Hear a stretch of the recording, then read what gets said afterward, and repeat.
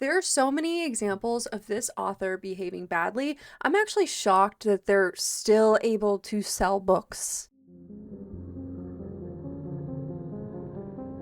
Hey, welcome back to Horror Heather, where I talk about books and the industry and drama and crazy things like this. Today we're talking about Jessa Hastings. Some of you may know that name and you're probably instantly triggered by that name, and I apologize. I'm sorry.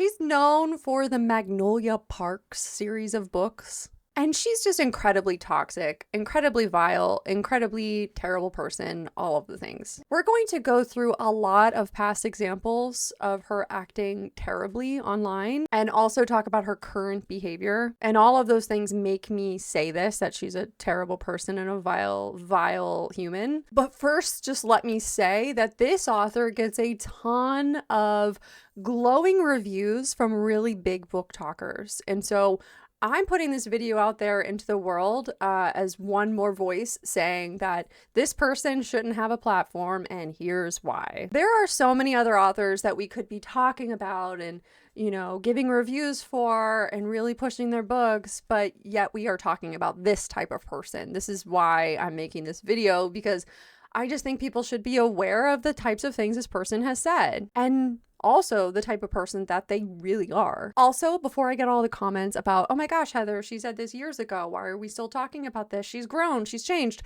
She has not grown, she has not changed, she has not shown any valid movement forward toward being a good human being. Like, there has been no growth, and we'll see actually negative growth has been happening. I'm all for giving people, you know, a second chance if they show that they are remorseful for their actions in the past and they're looking to move forward and learn. Like, that's amazing. Everybody can grow and change. But when you are not showing that change and you're just showing like negative improvement, then we deserve to kind of say, hey, let's step back and stop giving this person a platform. I want to start by showing a video that I thought was amazing and kind of talked about some of the really core points straight off the bat. Jessa Hastings under fire for discriminatory comments and actions. These last couple of months, her name has been consistently coming up and not for good reasons. So I saw that in my head. I was just kind of like, interesting. What is Jessa Hastings up to now? What is it now? When I saw discriminatory, I was like, oh. So I click on the search, as one does, and I find screenshots. Before I get the comments, it was years ago. It was years ago. People can change. In one of those screenshots, it says that she was like 21. So that would put her now somewhere in like her mid 30s. I can't do math, but like somewhere around that. And then back then, she was 20 something. So she was well aware of what she was doing. And also, I don't think she has changed from those tweets back then. So let's see what they are. My granddad owned 160 slaves, which is just like, what? Memoirs of a Geisha is confusing in large part because Asians look pretty similar without matching face paint. And somebody said, you have consistently updated partly racist statements about my fellow man, but we agree anyway, so it's all right. Which, Jesus Christ. And then she replied, nah, my usual racist remarks tend to revolve around me thinking I see Snoop Dogg at the grocery, but it's never him. Now, was this to say that she thinks all black people look the same, or like, I don't understand. There's more, but like, this is the last one I'm going to show you. I know I'm 21 and Justin Bieber is like 14, but I think he's the cutest boy in the entire world. Illegal, I know. And then there was another one about Justin Bieber, and she said she had a dream about him, and then hashtagged feeling inappropriate dreaming about a little boy or something like that. And I was like,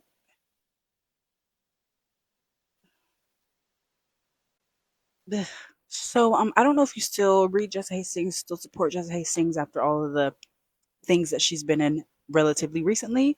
But if this is not enough for you to be like, oh, maybe no, then I don't know what to tell you. She also made a post in the past questioning Obama's birth certificate, so throw that in the mix. About the several nasty posts about Justin Bieber when she was 21 and Justin Bieber was like 14. I just wanted to mention that the main character, I have not read the books, but the main character of Magnolia Parks, the Magnolia Park series, is a male individual who has experienced SA in the past. And I was just really shocked to find this out because she literally wrote a book about this content, but then at the same time, she's sexualizing a minor. I don't think there's any excuse for that. It's not funny. It's not a joke. It's just shows that you're a gross person, really. There are also many, many instances of her body shaming many celebrities, random people saying you can't wear certain clothes if you're over a certain size, things like that,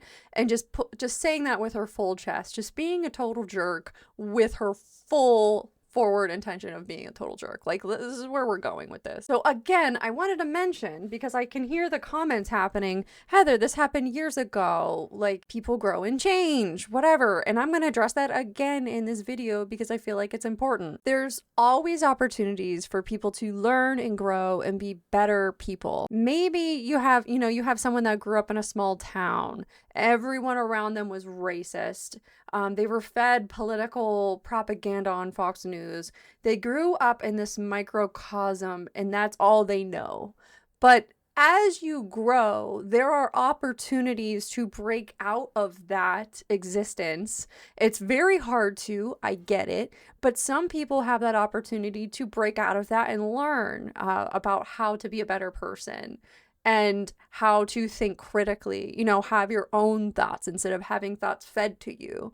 There's a lot of ways that people can learn and say, hey, I might have said that when I was 20, but right now, I'm 40 and I've grown and this is why and this is how. There's opportunity for growth. I hope with everybody. I really hope.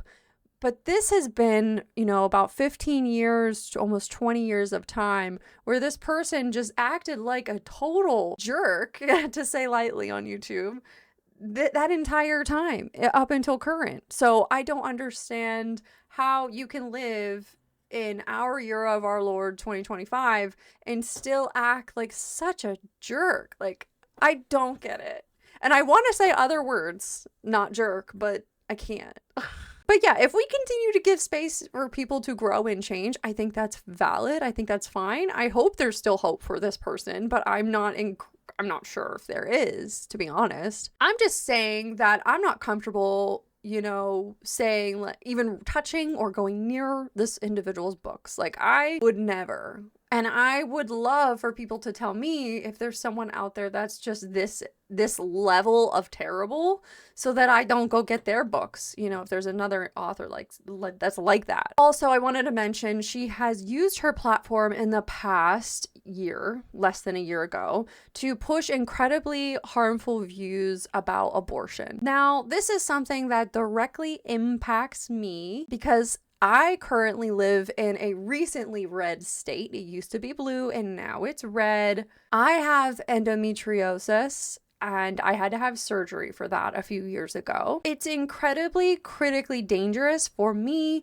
to have a child in today's world, in America. My husband and I are not willing to accept the risk of something happening to me because it's a high risk. Now, I'm an adopted person and I might adopt in the future. That's fine. That might be in the cards. But we just decided, hey, it's not worth it in this current political climate. That is America's politics making a choice for me, basically. And I would love to make my own choice, but I can't do that because I can't get proper health care in our country that I trust enough to put my life in its hands. And that's where we're at in this country. And I think a lot of people aren't understanding that. When you're an author and you have a huge platform and you decide to talk about something like abortion, you better understand the ramifications of that because you have a huge platform. Jessa has a large platform, right? And she's putting her ideas and her thoughts out into the world, and that is incredibly harmful. If there's any angry comments about this, I'm sorry. I'm an authority on this because I've had to deal with this my whole life, having poor healthcare. Women's healthcare in America and also many other parts of the world is in the toilet. Like, we do not receive anywhere near enough funding for very common diseases. For example, 1 in 10 women have endometriosis. Most of those women are not diagnosed, but suffer incredibly. The suffering is tremendous.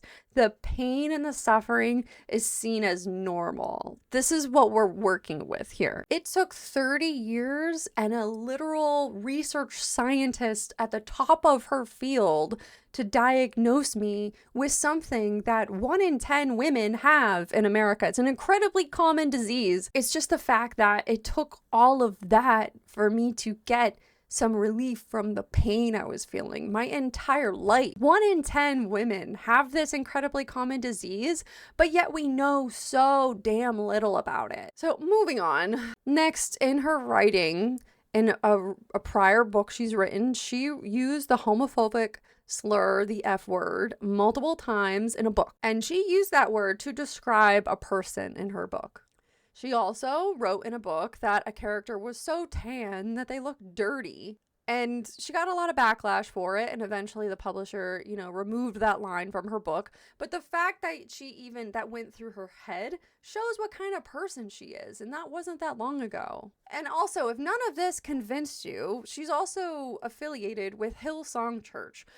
Go ahead and look up what Hillsong Church is, but I'll give you the really quick, summary. It's a lot of what happened at Hillsong I can't even say on YouTube. Several of the pastors have been accused of really terrible behaviors, such as SA, other types of abuse, infidelity. They also have allegations against them for improper business practices, labor practices, the SSA allegations, criminal investigations. The founder got in trouble for avoiding paying taxes and misusing government subsidies. I mean, there's such a long list of problematic situations with this mega church, and she just thinks that it's totally okay to support this. She's totally fine with it. Of course she is. Now, if all of that isn't enough for you, she's also pro AI. Yeah, as a writer, she's pro AI. She supports the use in her writing. Yeah, she's fine with it. She has enough money where she could hire artists and she could hire, people to help her with her writing. She could pay money to a developmental editor to help her along the way of writing. She could hire someone to help her with writing if she can't figure it out. Also, she's a writer and that's her job and that's how she makes money. I don't understand. When someone confronted her about her opinion, she compared the use of AI in writing to owning a Roomba or having a Ring doorbell. Now, I have a Ring doorbell. That is not the same as using AI in writing. It has nothing to do with that. Also, the fact that those are improvements to humanity. In my opinion, AI is here to stay.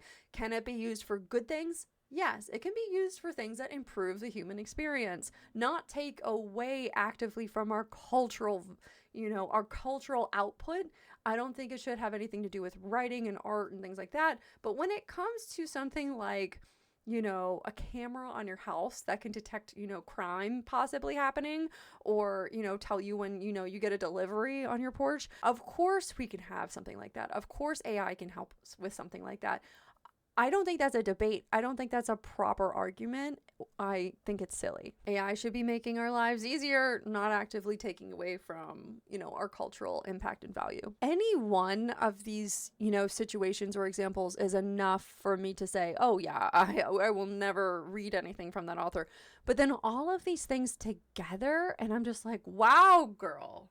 Are you trying to win the problematic author Olympics or something here? Because, girl, she continues to have harmful and problematic opinions and views that negatively impact a huge amount of the population and marginalized people. You can read whatever you want, but if you read something from this author and you continue to support this author, I don't think we could be friends. It's to that point. It's to that level with me when it comes to this particular author. We cannot find common ground if you're a huge fan. Sorry, I'm sorry. I just literally cannot support this person. There are just so many authors that we can platform that are not terrible people. right? Anyways, that's going to do it for today's video. I appreciate you sticking around to the end. I'm a really new YouTuber. I appreciate any likes, any comments. If you want to subscribe, I appreciate it as well. I post about 1-2 times a week, all about book related information like drama, events, scams, things like that.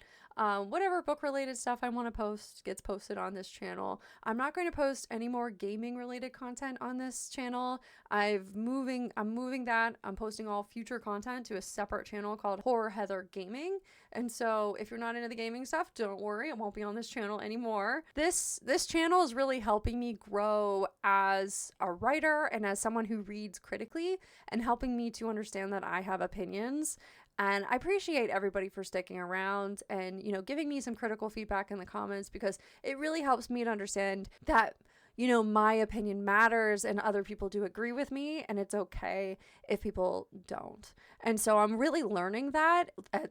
I'm 36 years old and I've always been a people pleaser. So starting a channel like this has been very rocky for me, understanding how I can have my own opinion and with my whole chest. And this is one of those videos where I was like, yeah, this is something I feel very strongly about, so I can talk about it with my whole chest and, be behind it. And this is really helping me gain some confidence. So I really appreciate you.